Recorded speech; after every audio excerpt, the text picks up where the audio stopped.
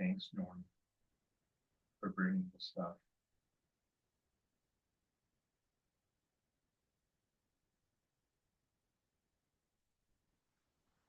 I'm going to be at Memorial with a group online tomorrow. I'll come by anytime.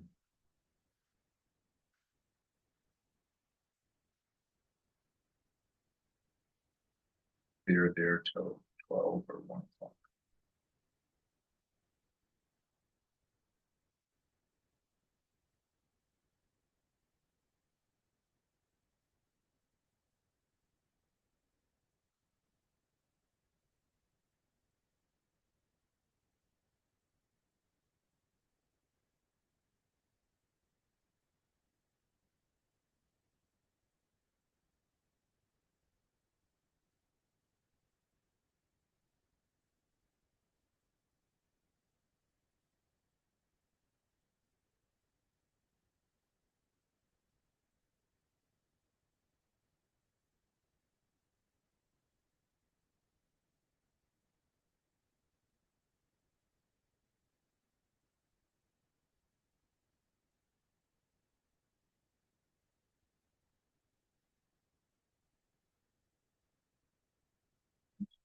You see, where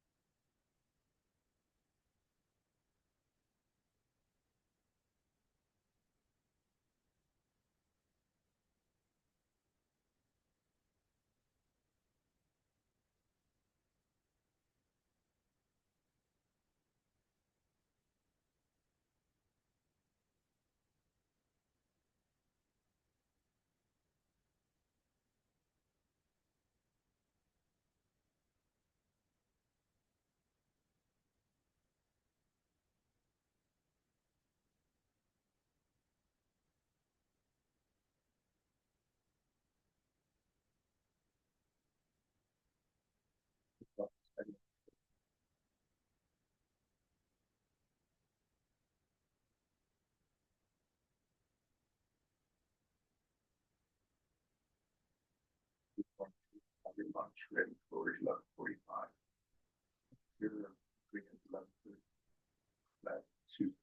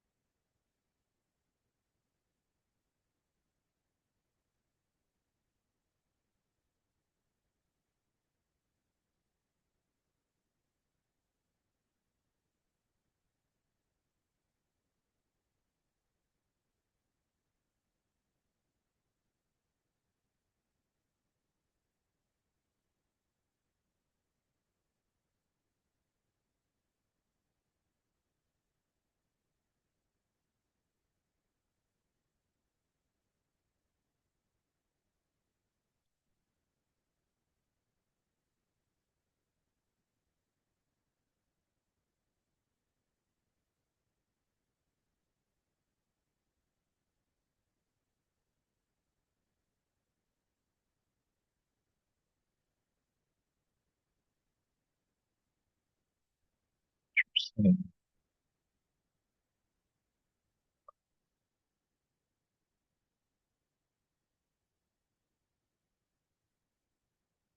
it is nice to teach on Zoom without looking at yourself. I agree. So I'm trying to find that now.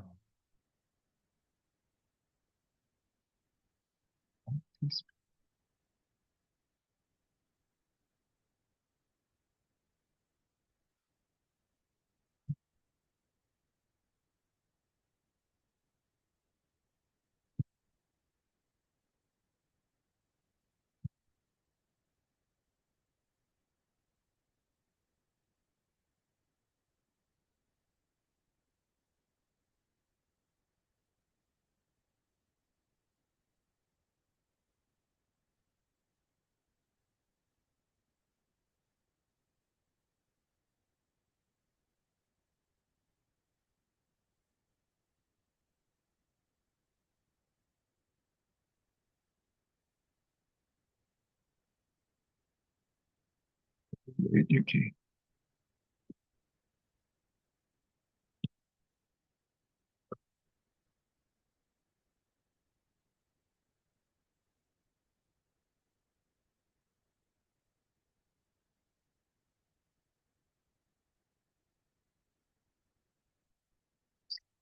Time may not be the best for everyone, which is fine. And it looks like I can't hide myself. So I will kind of just look off in the distance so I don't focus on myself. And if you're listening to this later, it's nice to start with prostration. So why don't you give yourself a little space, give yourself free prostrations, full prostration, since it's first thing in the morning here, body, speech, and mind.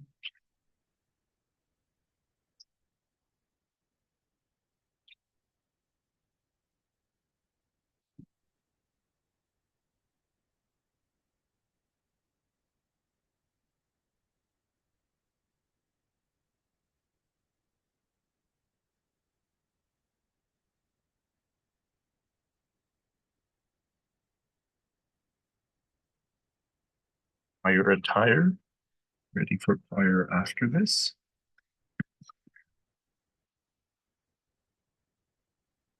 So it's just seeing how beautiful it is outside. Let's say that my choir conductor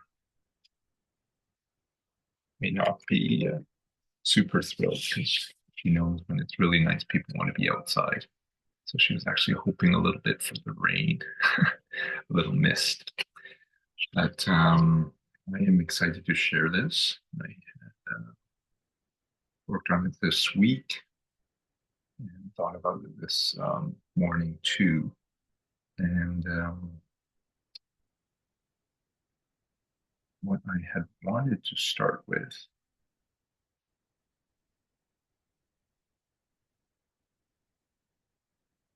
was, I think, probably the most important reminder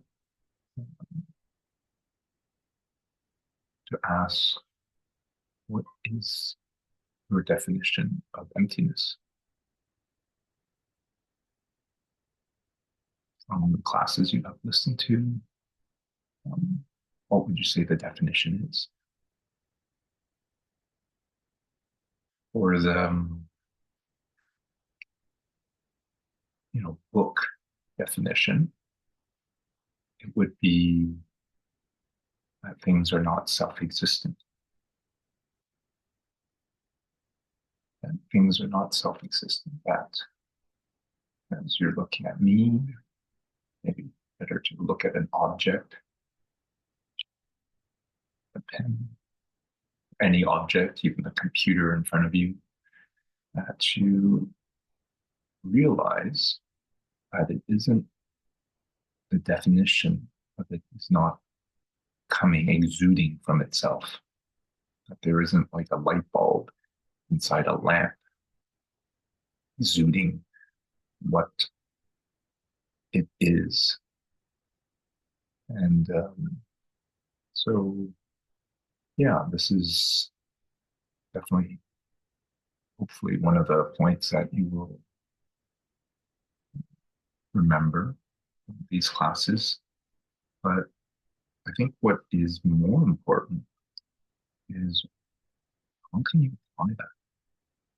How can you apply this fact about emptiness, that things don't exude from itself, into your life?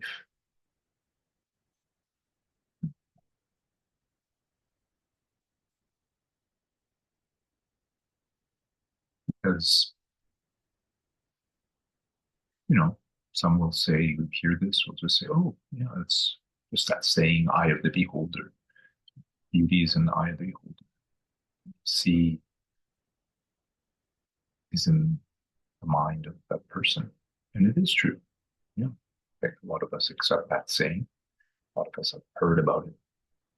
But what can you apply to your life? And I would say that one of the biggest things is to realize that things change. But if things were actually self-existent, if there was actually the definition of the pen coming from the pen itself, then it would never change. Everyone would see this as a pen for all time, even if it suddenly started disintegrating, getting broken, running out of ink, getting chewed. People would still see this as a pen. And so you might go, well, it's a big deal. Yeah, I might still see it as a pen if all those things happen. But what about you? If people saw you a certain way and it never change, and you never change. That is one of the big reasons that things don't exist in their own nature. Because things wouldn't change. There would be no chance for us ever to be a Buddha because we would be the same as what we are. And, you know, if you think about things in your life, think about work situation, things never change. How would that be? You know, we're good work situation, good relationships with your coworkers, your boss, your work, great. Not many of us are blessed with all that. And the truth is, we do definitely when things are not going well, particularly the story pre-COVID, we've been about to hit year 20. So we've been around at Open Door a long time. Many teachers have been around a long time for many, many years. And I have to say that we weren't doing so well. We had classes which were low, um, and we had to keep giving reminders to teachers to remind students to practice because obviously students don't practice. That's why there's low attendance. To remind them, to talk to students when they're new about concerns, who can sign up, when they're new. So we have a lot of things in place at Open Door to help communicate with the students. You can't help them. Basically, the hardest part, which isn't the yoga. It's making that commitment to their yoga. And so I know teacher had said, well, it's kind of like a little depressing hearing our weekly newsletter that we send. Checking if that was one of your students hearing bad news. The truth was, over the years, I've seen studios close with basically 2 weeks' notice. There's a famous studio downtown, Chopra Yoga Center. I think it had some finances to support it. And teachers one day went in, given 2 weeks' notice that it was closing. I knew because then they applied and told me. And I always thought, well, did you not know? They said they didn't. And so I know as an employee myself, I'd like to know. So anyway, I'm sharing all this because studio wasn't doing so well. Teachers who had been there a while, from my perspective, it felt like they were complaining. Some of them I felt were being entitled. And then we were about to break the bad news. I'm not sure whether we actually told them we were closing the main and 15th studio by March 17th, 2020. We had to close for COVID. But we had made that decision that we were going to close because we couldn't afford keeping it open anymore. And when COVID hit, less like a small little studio actually, I was on their mailing list, and they shared this link showing that they were running online classes. And that idea I had shared with Georgina of, well, we have a lot of students right after COVID hit that wanted to keep their payments going, support us. Thought the least we can do, if nothing else to do. Well, we've actually had a lot of communication to have to do, but at least provide some classes. So Georgina and I offered to teach, and then we asked the teachers if they who wanted to teach a class from home to use a studio. And then like about, 10 classes a week on Zoom for the first few months. And then by July, when supposedly our reserves was going to be depleted, we got the great news that the government was offering help to those of us who, many of us, are qualified. They offered subsidies to the businesses for their rent. And suddenly we were okay. The students had kept continued, plus the subsidies was keeping us afloat. And we just slowly grew a class at a time as we could afford it. And we definitely felt the wave of appreciation from the students.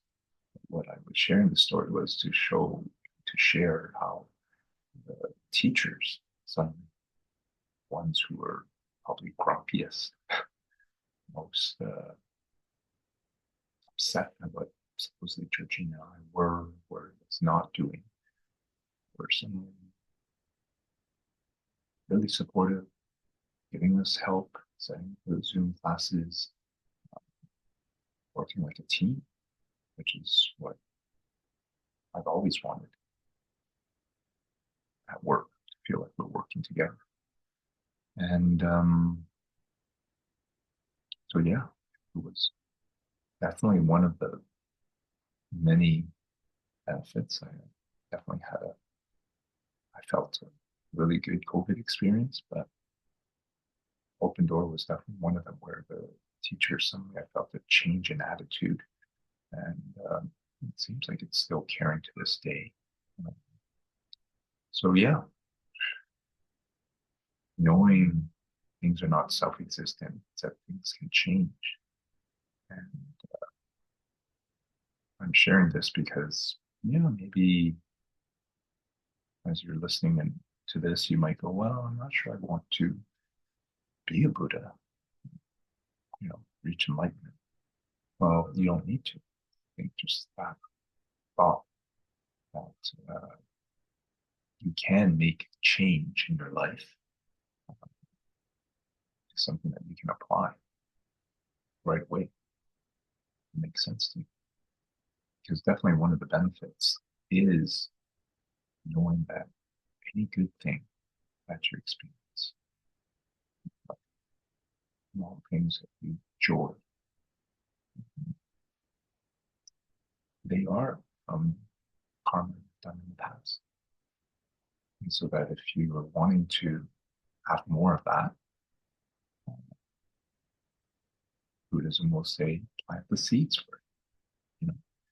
If you want more health, help others with their health.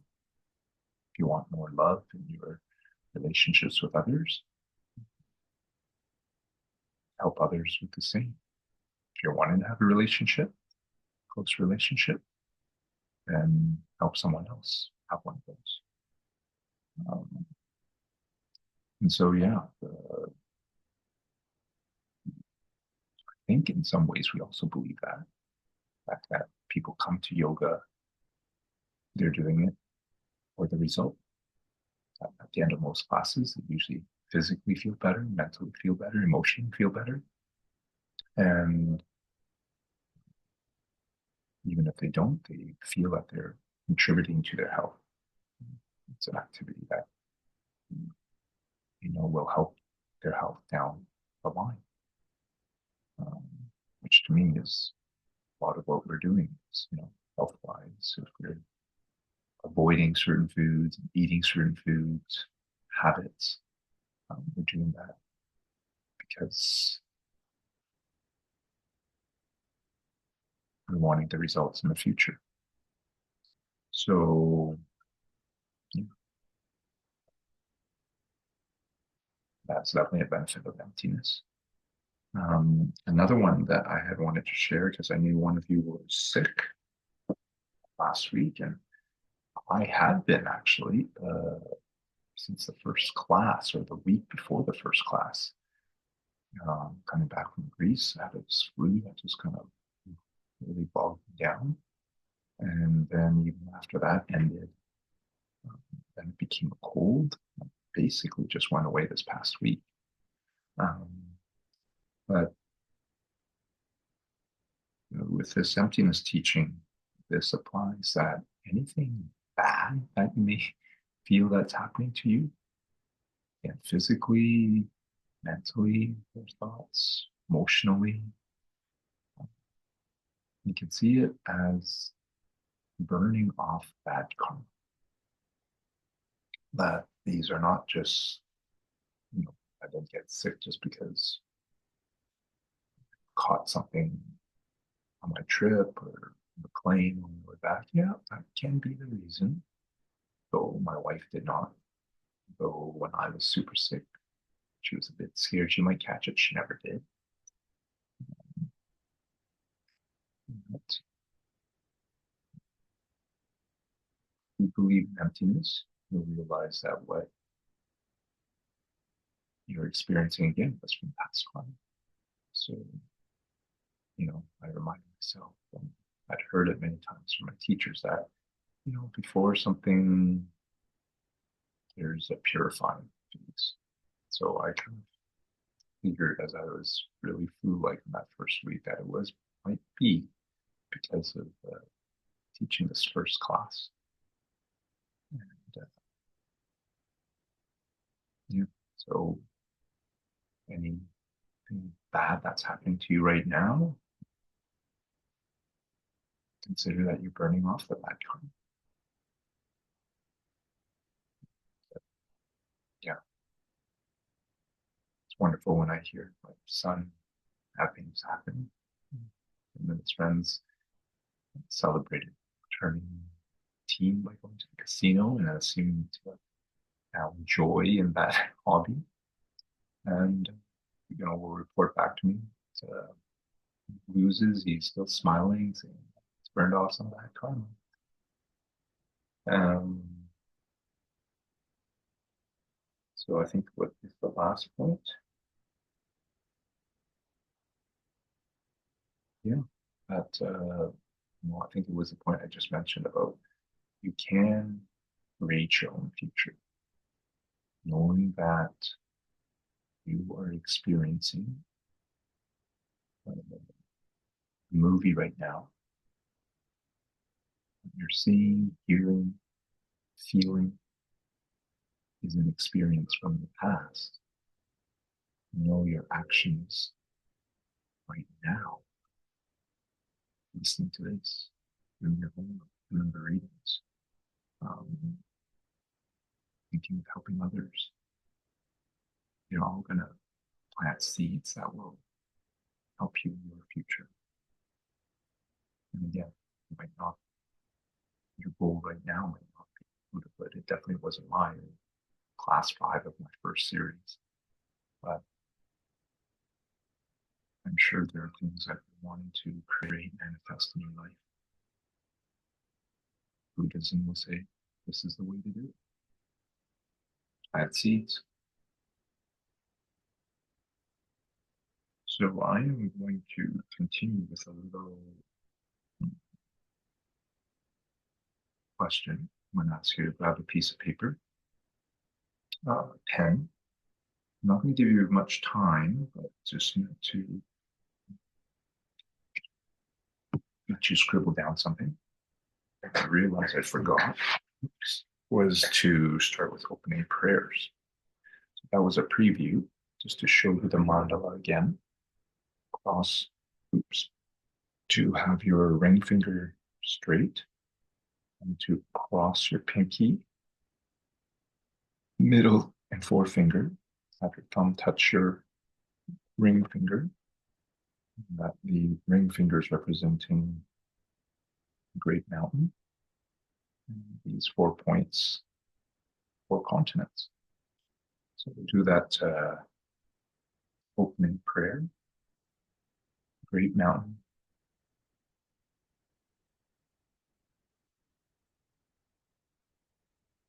Do this in Tibetan, so I think.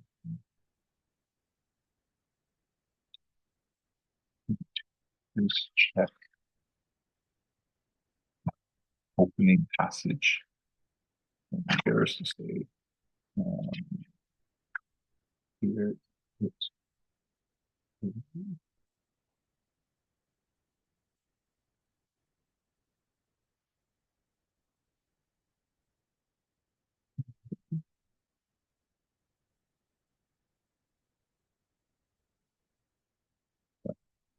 do the mandala or just have your hands in a bowl.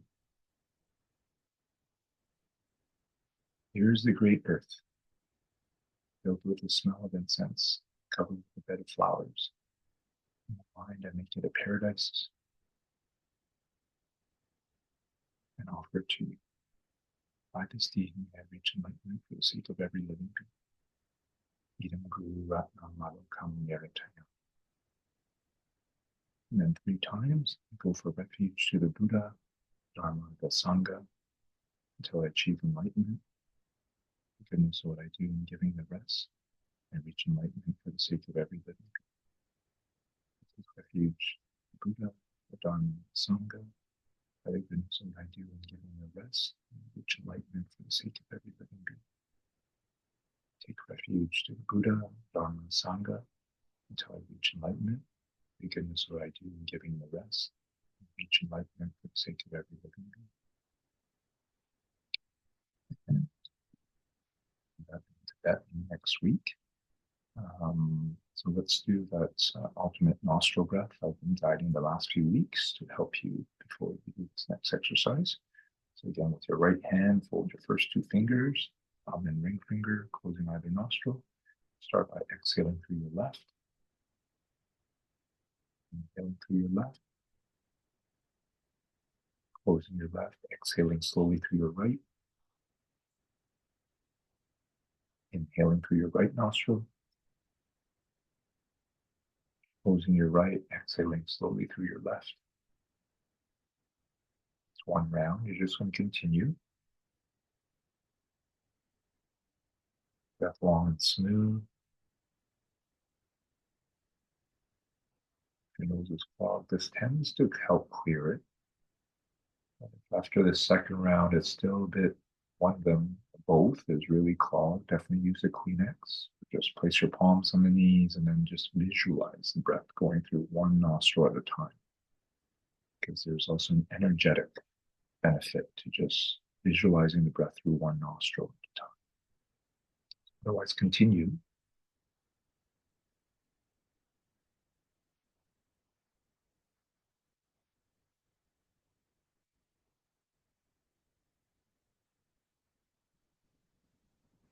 You make your exhalation as long, if not longer than your inhalation.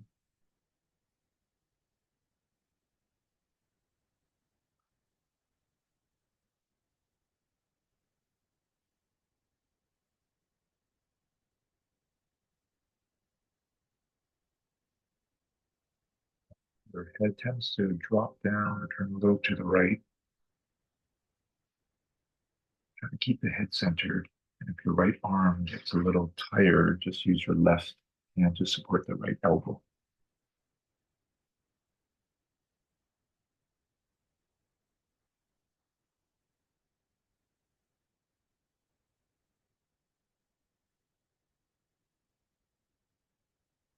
Continue.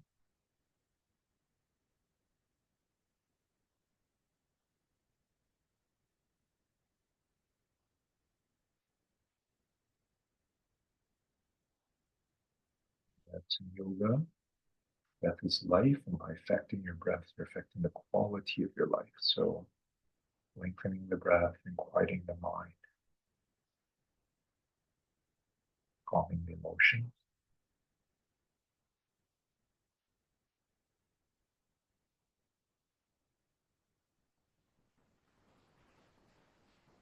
Give you a chance to do 10 more, so keep count.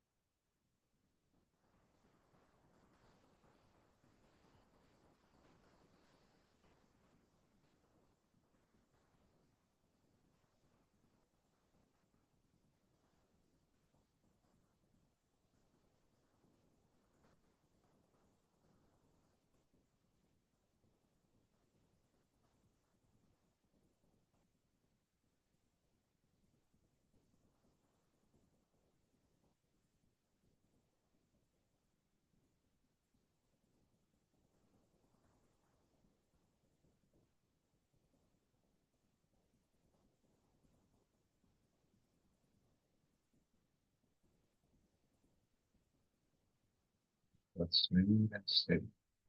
Water through it.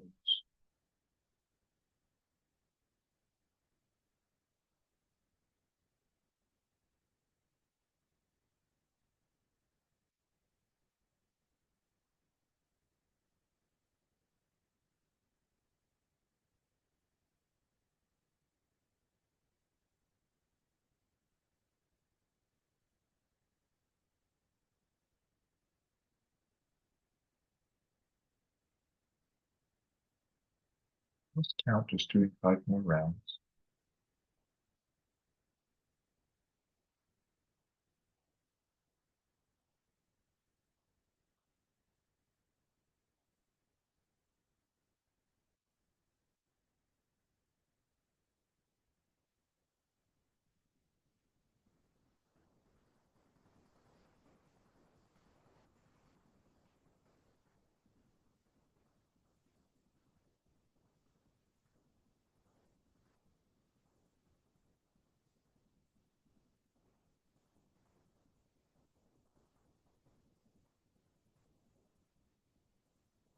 Focus on your breath until years away.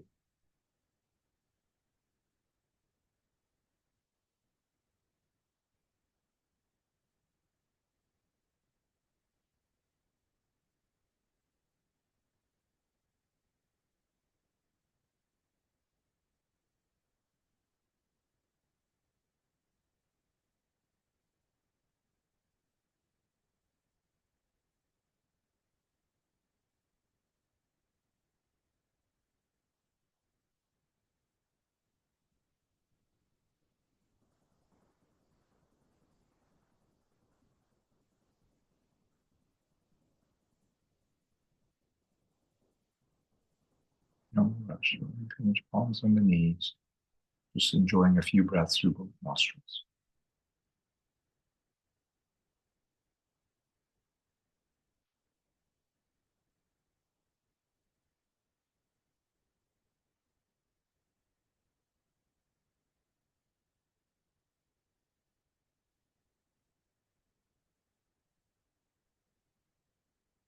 Seem to feel any difference.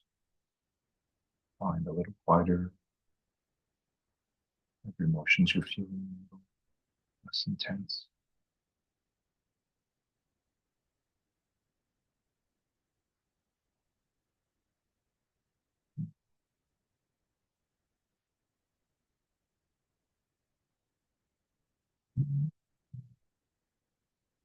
Maybe to start a new recording because this Zoom only allows a short video. It's a free Zoom membership. Hmm.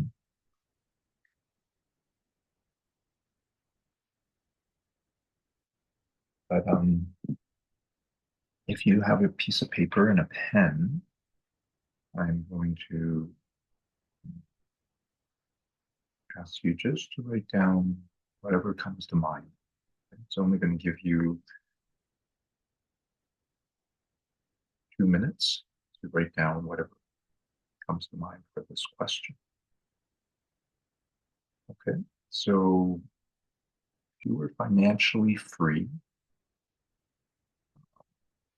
won a large lottery like person in BC, 180 million, you heard about this past week or week before, or a large inheritance, a large enough amount that you don't need to worry about your basic needs.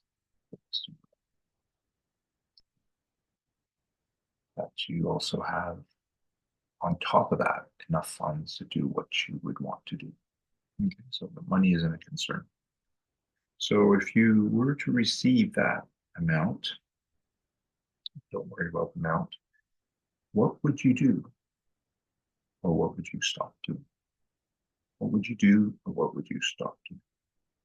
So I'll give you 2 minutes to write on whatever comes to mind.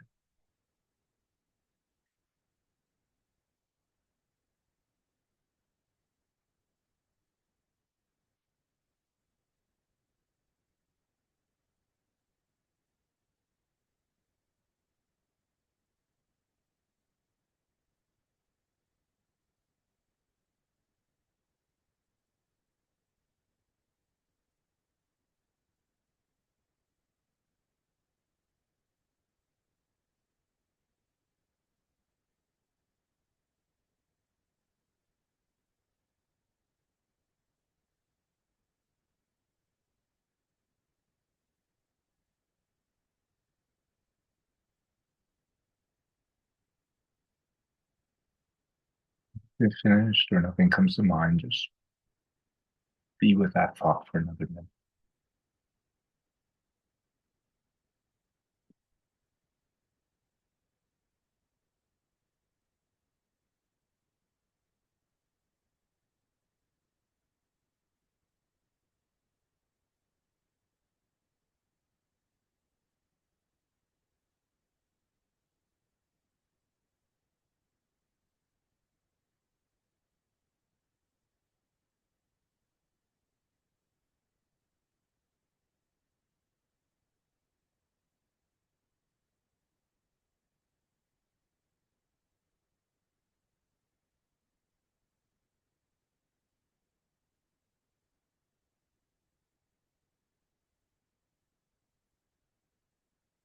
And more seconds.